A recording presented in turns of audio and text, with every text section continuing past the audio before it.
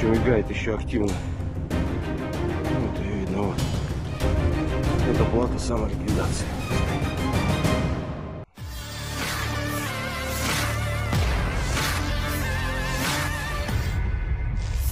Seorang pasukan Rusia terekam menemukan drone peledak khusus rakitan Ukraina. Rekamannya diunggah di Telegram pada Rabu 5 Februari 2025. Rusia menyebut kebanyakan drone tentara Ukraina kini memiliki inisiator peledak yang disebut Jonik yang telah banyak dibahas. Dan termasuk prinsip pengoperasiannya.